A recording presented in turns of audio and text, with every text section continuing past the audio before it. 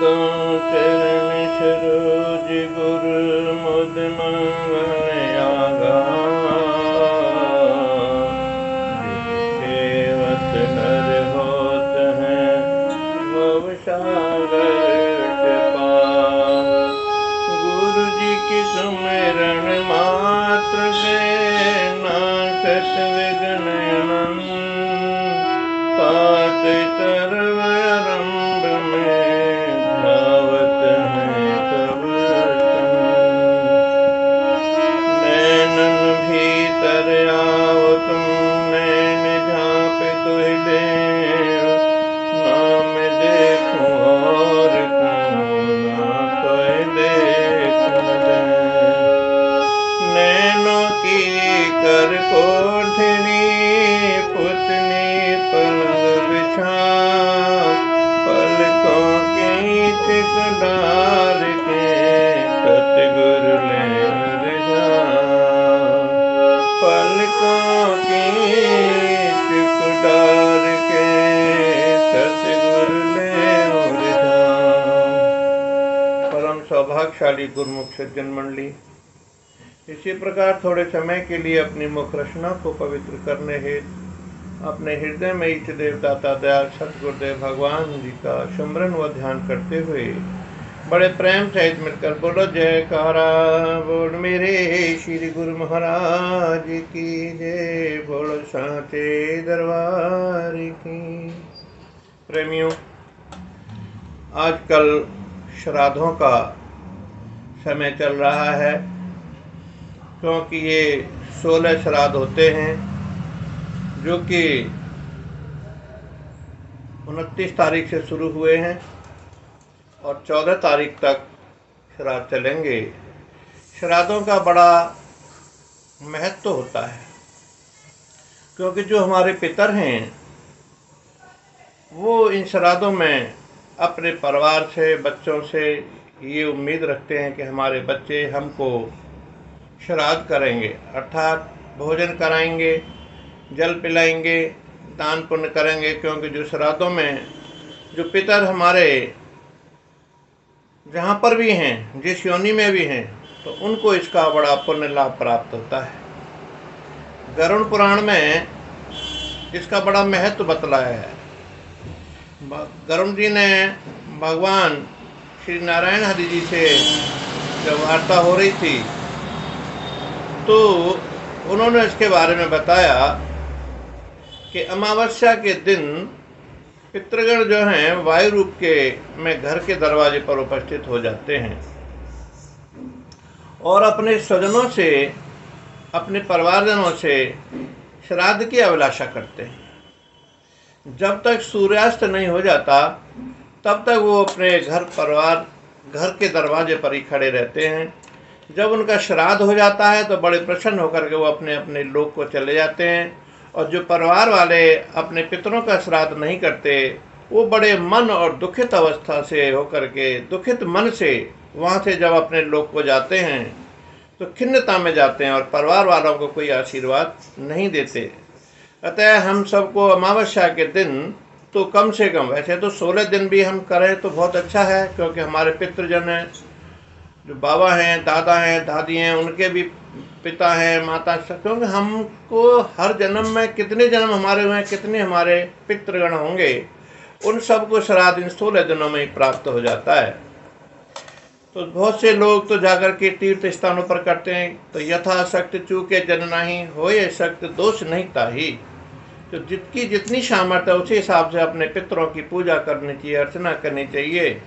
उन्हें भूख प्यास की कभी जो कमी नहीं लगती। जब उनका श्राद्ध हो जाता है तो बंधु बांधव, भाई, परिवार वाले जितने भी हैं, चाचा हैं, ताऊ हैं, जो भी हमारे इस संसार से चले गए हैं, उन सब का हमें यथाउचित श्राद्ध करना चाहिए।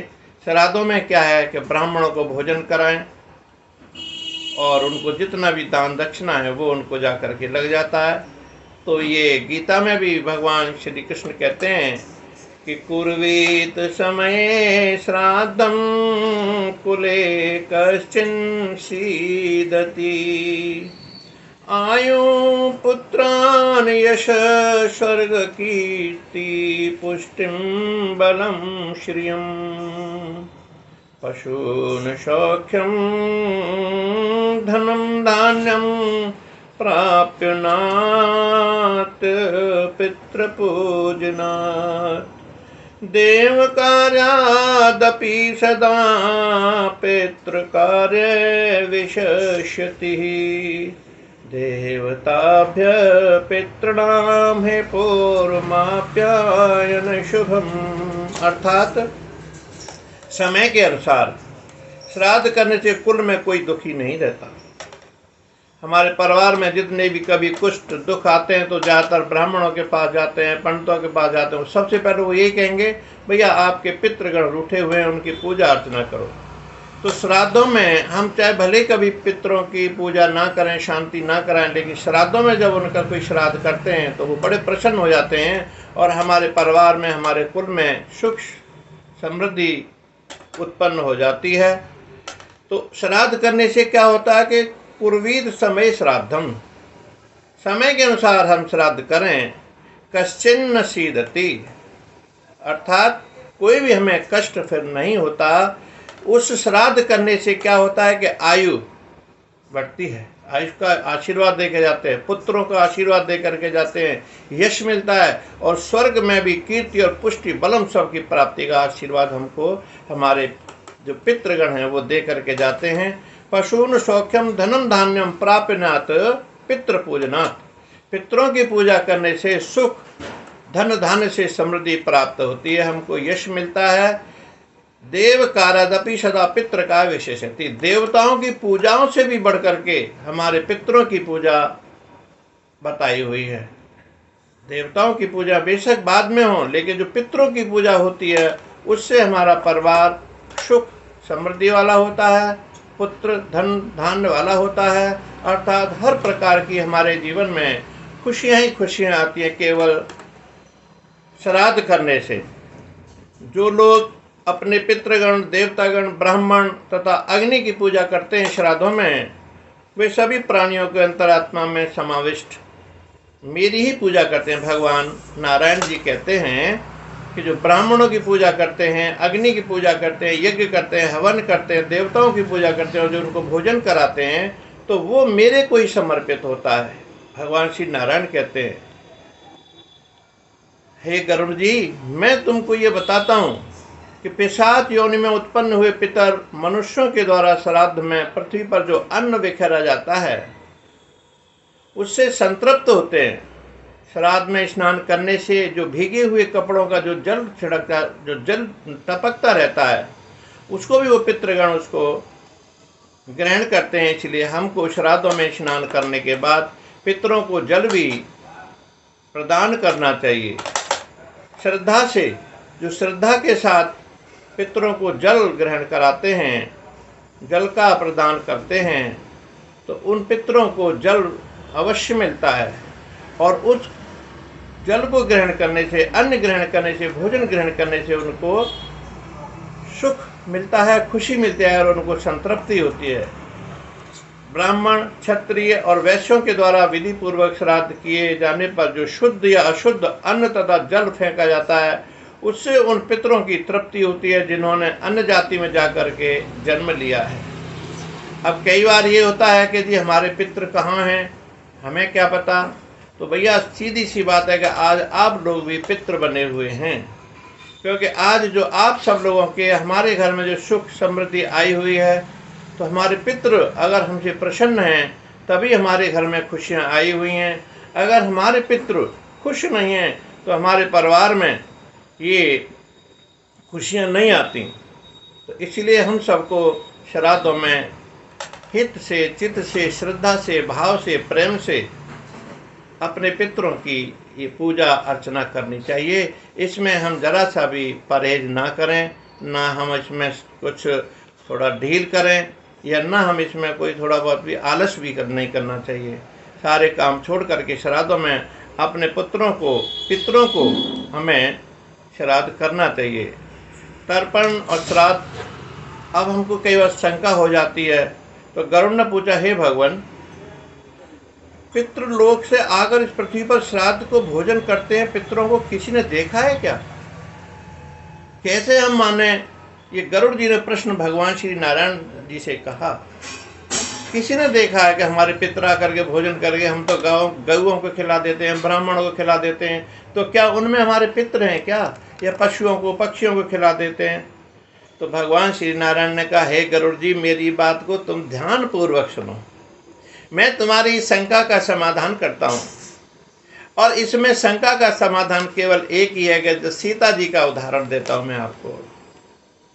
जब भगवान श्री राम वन को गए थे, तो वन में जाने पर जब उनको ये पता लगा कि मेरे पिता महाराज दशरथ शरीर छोड़ गए हैं, तो उनको बड़ा दुख हुआ भगवान श्री राम को। हालांकि त्रिलोकीनाथ थे, तो श्री राम ने पुष्कर तीर्थ की यात्रा की। और पुष्कर जब तीर्थ यात्रा कर रहे थे तो सीता जी उनके साथ थी, जानकी जी। तो जानकी जी को कहा, हे सीता जी, पिताश्री का श्राद्ध करना है, आप कोई फल लेकर के आओ। तो जानकी जी एक पके हुए फल को सिद्ध करके श्री राम जी के सामने उपस्थित रखा। श्राद्ध कर में दीक्षित प्रियतम श्री राम की आज्ञा से स्वयं दीक्षित होकर सीता जी ने उस धर्म का सम्यक पालन किया। उस समय सूर्य आकाश मंडल के मध्य में था, यानी बीच में था, यानी करीब 12-1 बज रहे होंगे उस समय। श्री राम ने जिन ऋषियों को निमंत्रित किया, ब्राह्मणों को निमंत्रण किया, ऋषियों को, महात्माओं को, सबको निमंत्रण किया कि भाई आज मैं अपने पिताश्री का श्राद्ध कराऊं, आप भोजन करने के लिए आए। सभी ऋषि मुनि महापुरुष आ गए। तो विदेहराज की पुत्री जानकी जी श्री रामचंद्र की आज्ञा से अन्न परोसने के लिए वहां पर भगवान श्री राम ने आज्ञा दी, सीता जी ब्राह्मण लोग, ऋषि लोग भोजन करने के लिए आ गए हैं, तो आप इनको भोजन परोसें। तो जब सभी ऋषि बैठे हुए थे, वहां ब्राह्मण बैठे, तो सीता जी श्री आज्ञा पाकर के पति की और उनको भोजन परोसने लगीं। और भोजन परोसने के बाद में वो एक लताओं के पीछे जाकर के छुप करके बैठ गई। भगवान श्री राम तो अंतर्यामी हैं, घटवटवासी हैं, लेकिन सीता जी जब छुप करके बैठ गई वहां जाकर के, श्री राम जी को बड़ा अचंभा हुआ कि यहाँ ऋषिगण भोजन कर रहे हैं और सीता जी वहां छुप करके बैठ गई। तो तब तो श्री राम जी ने सीता जी से कुछ नहीं पूछा, न कहा, लेकिन भगवान श्री राम स्वयं ऋषियों को भोजन कराने लग गए। श्राद्ध किया पिताश्री का, बड़े हित से, मान सम्मान से सभी ऋषियों ने भोजन किया। और भोजन करने के बाद जब उनको विदा किया श्री राम ने बड़ी श्रद्धा के साथ, तो उसके बाद भगवान श्री राम ने सीता जी से पूछा, सीते, मुझे ये कारण समझ नहीं आया कि हमारे ऋषिगण भोजन कर रहे थे और आप यहाँ से उठ कर के लताओं के पीछे, वृक्षों के पीछे बैठ गई थी। लता के अंदर छुपी क्यों थी आप? ऐसा क्या कारण था जो आप लता में जाकर के छुपी? सीता जी ने हाथ जोड़ करके दंडवत किया, प्रभु हे मेरे प्रीतम, और आंखों से अश्रुधारा बह रही थी और कहने लगी, हे प्रीतम, मुझे माफ करना, मैं जिस समय ऋषियों को भोजन परोस रही थी उस समय मुझे महाराज दशरथ पिताश्री बहुत सुंदर गहने पहने हुए थे, मूड़ी, मोती और मणियों से सजे हुए वो भोजन कर रहे थे। तो अब आप ही बताएं, मैं पिताश्री के सामने इस अवस्था में कैसे घूंघट उगार के खड़ी रहती? इसीलिए मैं उनसे छुप करके अलग आकर के बैठ गई कि मेरे पिताश्री भोजन करने स्वयं आए हुए हैं। ये देख करके श्री राम जी को भी बड़ा खुशी हुई कि चलो मेरे श्राद्ध मेरे पिताश्री ने आकर के ग्रहण किया। मैं आपसे ये सत्य ही कह रही हूँ, हे नाथ, अपने हाथ से राजा को मैं वहां भोजन कैसे दे सकती थी, जिसके दासों के भी दास कभी भी वैसा भोजन नहीं करते रहे। तृण पात्र में उस अन्न को रखकर, महाराज चक्रवर्ती राजा थे मेरे ससुर, सोने के बर्तनों में भोजन करते थे। आज मैं उनको किस तरह से, मुझे लाज आ रही थी कि मेरे पिताश्री सामने मेरे ससुर श्री बैठे हुए हैं और उनको पत्रों पर रख करके मैं भोजन खिला रही हूँ। मुझे बहुत शर्म आ रही थी और मैं जा करके इसी कारण से छुप गई थी। मैं तो वही हूँ जो पहले सभी प्रकार के आभूषणों से सुशोभित रहती थी। आज राजा मुझे वैसी स्थिति में देख चुके थे, तो आज वही मैं राजा के सामने कैसे आ पाती। अर्थात मेरे ससुर मुझको इतनी प्यार करते थे, इतना सम्मान देते थे, राज दुलार करते थे, और आज मैं उनके सामने वल्कल वस्त्र में ये भोजन करा रही थी, तो मेरे पिताश्री को कितना दुख होता है। इसीलिए मैं जाकर के लताओं में जाकर के छुप गई थी।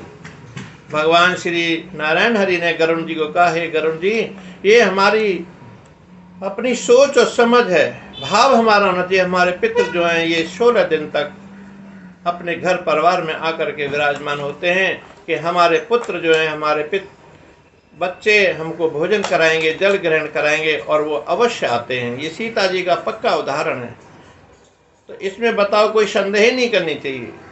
दूसरा मैं आपको बताता हूँ कि करंदम एक राजा थे, तो वो धन धान्य से व्यापार करते थे। व्यापार करने में भी क्या मतलब, वैश्यवृत्ति से, मतलब पैसे वाले थे और दुराचारी भी थे। पैसा बहुत कमाया उन्होंने। अपने पुत्र होते हुए भी उन्होंने 2 शादी, 3 शादी, 4 शादी, 5 शादियां करी, क्योंकि उनको विषय की भूख बहुत ज़्यादा थी। और कर्मों के हिसाब से उन्होंने पब्लिक से भी पैसा बहुत कमाया, व्यापार में भी।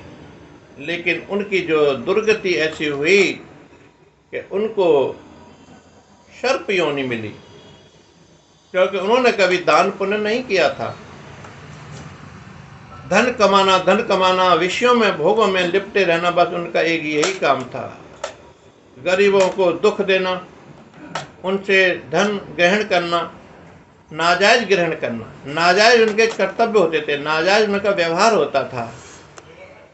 इस कर्मों के अनुसार, क्योंकि हर जीव को कर्म के हिसाब से योनि मिलती है, और उनको जा करके फिर एक सर्प योनि में मिली।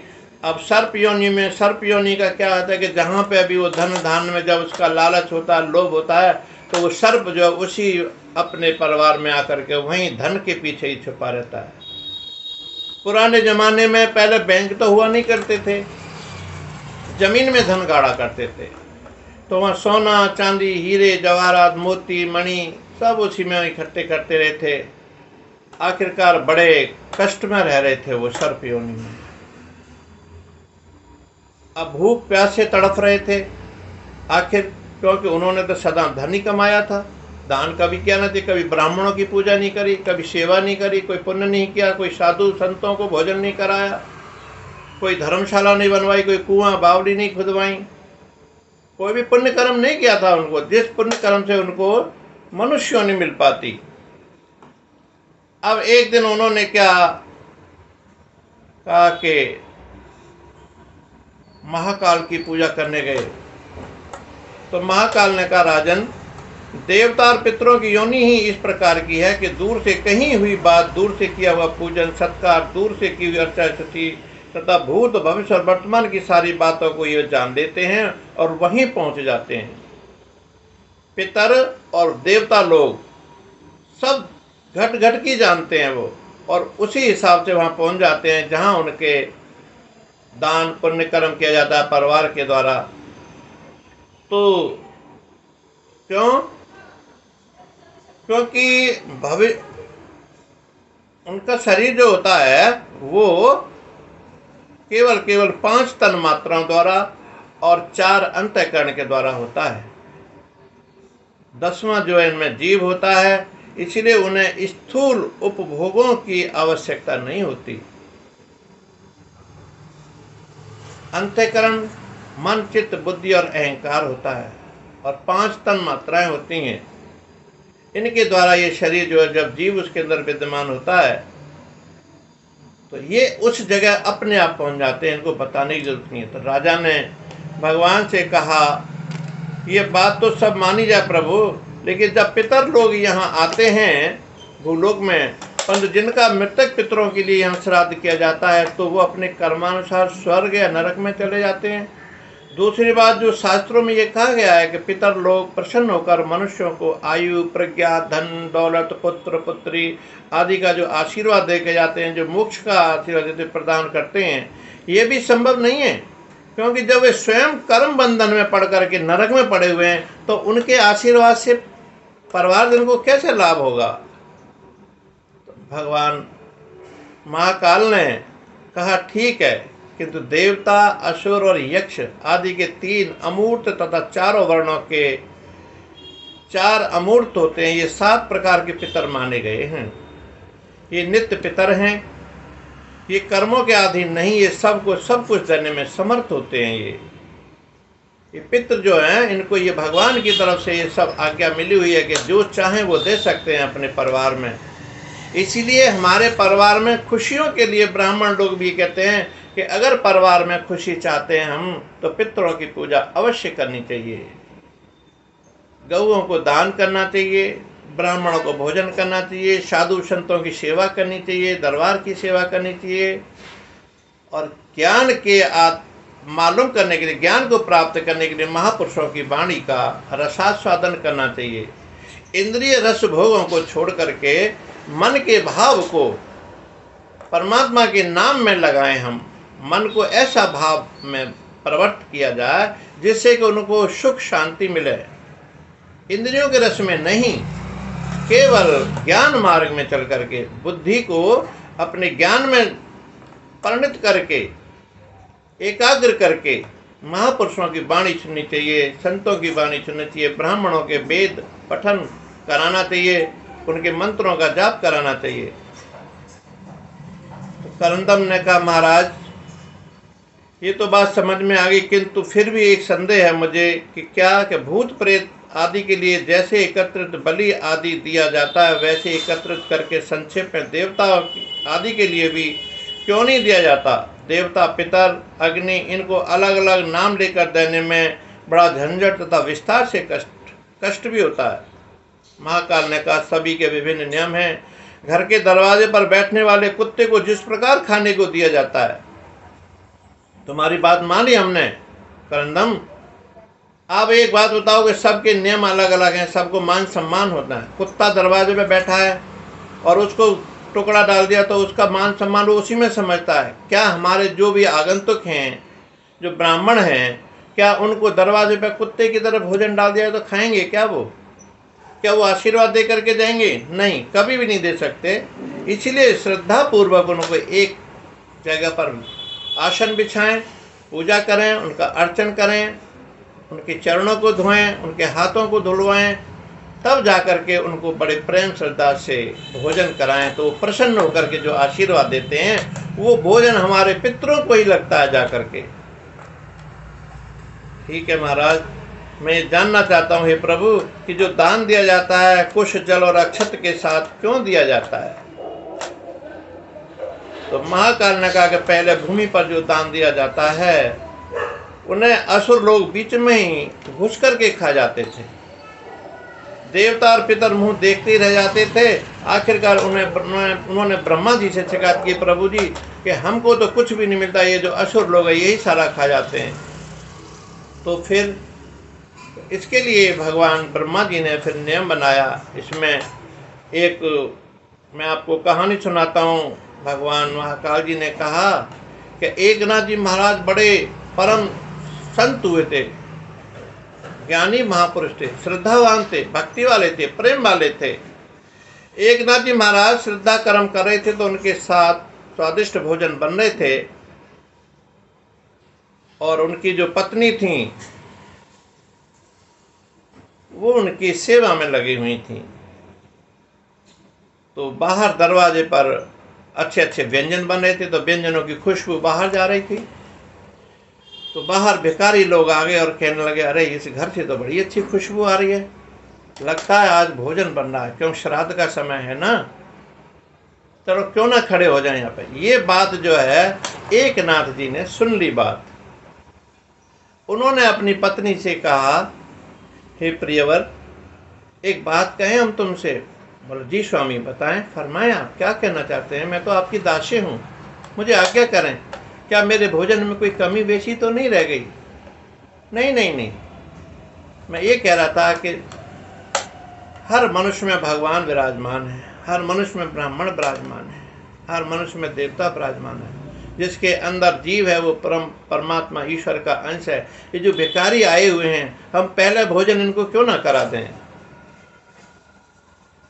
पत्नी ने हाथ जोड़ करके विनती की, स्वामी जो श्री आज्ञा है मैं तो उसी आज्ञा का पालन करूंगी, कहीं ऐसा न हो कि ब्राह्मण भी कहीं नाराज हो जाएं।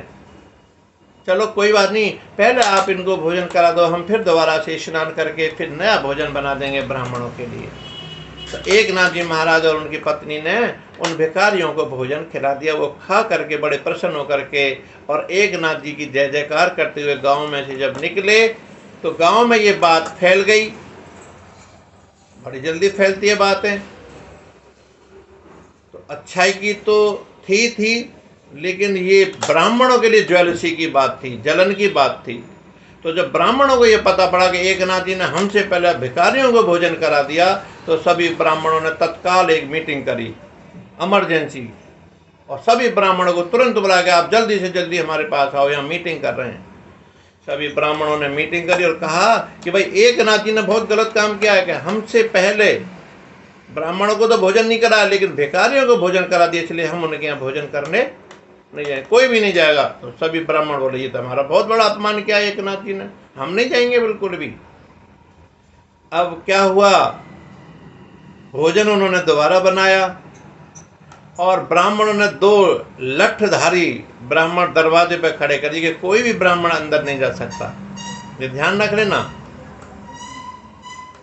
अब एकनाथ जी महाराज ने देखा कि 2 पहलवान खड़े कर रखे हैं ब्राह्मणों ने, कोई भी नहीं आएगा। तो एकनाथ जी तो ब्रह्म ज्ञानी थे, परिपूर्ण थे, परम तत्व परमात्मा की उपासना में वो एकाग्रचित होकर के परमात्मा से डायरेक्ट बात करते थे। कहने लगे, पत्नी कहने लगी, स्वामी अब कैसे होगा, ब्राह्मण तो आएंगे नहीं, भोजन तैयार है। तो एकनाथ जी ने कहा चिंता ना करें आप। तो उन्होंने स्वाध्याय किया और ध्यान किया, सभी पितरों को, गांव के जो ब्राह्मणों के जो पितर थे उन सब का ध्यान किया और सबसे हाथ जोड़ करके विनती करी कि हे ब्राह्मण देवताओं, आप आकर के स्वयं भोजन करें। और वो अदृश्य रूप में आकर के उनके कमरे में आकर के बैठ गए। सभी ब्राह्मण, किसी के दादा थे, किसी के बाबा थे, किसी के पिता थे, किसी के ताऊ थे, किसी दादा के दादा थे, किसी के नाना थे, वो सारे आकर के जब भोजन करे तो भगवान की कृपा से, क्योंकि लाज स्वयं नारायण हरि रखते हैं हर किसी की, और आकर के जब उनको भोजन खा रहे थे, बड़ी श्रद्धा से उनको यहाँ से विदा किया। तो विदा जब हुए भेंट पूजा दे करके, तो वो दरवाजे से बाहर ही जा रहे थे। उन पहलवानों ने देखा कि अरे हम तो दरवाजे पर खड़े थे, ये ब्राह्मण कहाँ से चले गए। और उन्होंने इस बात को फिर खबर कर दी। सारे ब्राह्मण वहीं अभी दरवाजे पे ही खड़े हुए थे, जो पितृ देवता थे, जो पितृलोक से आए हुए थे, कि हम जब ही जाएंगे कि जो हमारे ये बच्चे हैं जिन्होंने इतना अपमान एकनाथ जी का किया, इनको कुछ सबक मिलना चाहिए। जब सारे ब्राह्मण इकट्ठे होकर के आए तो बोले, हैं ये ऐसे, अरे ये तो मेरे बाबा हैं, ये तो मेरे दादा हैं, ये तो मेरे ताऊ जी हैं, ये तो सब ये हैं, और सारे भोजन करने आ गए। अब देख करके वो हैरान हो गए और हैरान होकर के बड़े अचंभे में पड़ गए कि एकनाथ जी के घर पर ये हाल हो रहा है, ये भगवान की कौन सी कृपा हो रही है। इस प्रकार गांव के ब्राह्मणों को देख करके बीच में फिर समझौता हो गया और एकनाथ जी महाराज से माफ़ी मांगी कि हमसे बहुत बड़ा गुनाह हो गया, बहुत बड़ी गलती हो गई, हमें एकनाथ जी महाराज किसी तरह हमें माफ़ कर दें, क्योंकि हमें नहीं पता कि आप इतने ऊंचे पहुंचे हुए हैं और श्राद्ध करने पर देवता लोग यानी हमारे पितृ लोग आपके आवाहन करने पर भी आ जाएंगे। तो भाव ये है प्रेमियों कि हमारे जो पितृ जहाँ पर भी हैं, हम श्रद्धा से, प्रेम से, भाव से जब हम इनको भोजन कराते हैं, ब्राह्मणों को दान करते हैं, तो ये हमारा दिया हुआ दान, ये हमारा किया हुआ भोजन भगवान सूर्य नारायण को जल जो ग्रहण करते हैं, ये सब हमारे पितृ लोगों को ही पहुंच जाता है, पितरों को ही पहुंच जाता है। तो हम हमेशा ये ध्यान रखें, हम इसमें जरा सी भी कोई कंजूसी ना करें, कोई आलस ना करें, क्योंकि जो 16 दिन के हमारे श्राद्ध चले हुए हैं, जिनके पितरों का जिनको याद है कि भाई हमारे पितर इस दिन शरीर छोड़ गए थे, तो उनका श्राद्ध उसी हिसाब से किया जाए। और नहीं तो मावस को तो सारे पितृ लोग आते हैं परिवार में, घर में दरवाजे पर खड़े होकर इंतज़ार करते हैं कि हमारे जो परिवार है, बच्चे हैं, नाती हैं, पोते हैं, जो भी हैं, हमारा आज श्राद्ध करेंगे। और हम बड़ी प्रसन्नतापूर्वक भोजन करके जब यहाँ से जाएंगे, जब ब्राह्मण करेंगे भोजन, तो भगवान कृष्ण कहते हैं कि उन ब्राह्मणों में मैं ही विद्यमान होता हूँ और कोई नहीं होता। और पितरों के लिए वो जो भोजन है, जल है, दान है, वो उनके कर्म में लिख जाता है, भाग में लिख जाता है, और उनको वहीं से जा कर के उत्पत्ति होती है, उनकी उन्नति होती है। और उनकी कई बार जो प्रेत योनियों में होते हैं, उनको उस योनि से छुटकारा प्राप्त हो जाता है। तो प्रेमियों, हम महापुरुषों के बताए हुए नियमों को माने, और ये जो श्राद्ध हैं, क्योंकि श्राद्ध स्वयं भगवान श्री राम ने ही अपने जब पिता के करे थे, तो वो तो श्री राम परमात्मा थे, तो हम कौन हैं? हमें उनकी आज्ञा में रह करके अपने पितरों का श्राद्ध करना चाहिए। और पितरों की श्राद्ध करने के लिए हमें जो है, भगवान श्री कृष्ण ने भी ये कहा है कि अगर पाठ पूजा करके, स्नान करके, गीता के 7वें अध्याय का अगर हम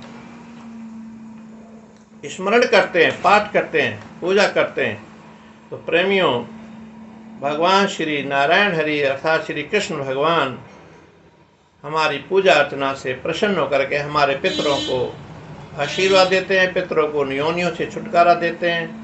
यहाँ तक कि श्री कृष्ण भगवान ने गीता में कहा है 7वें अध्याय में कि बीजम माम सर्वभूतानां विद्धि पार्थ सनातनम बुद्धि बुद्धिमतामस्मि तेजः तेजस्विनामहम्।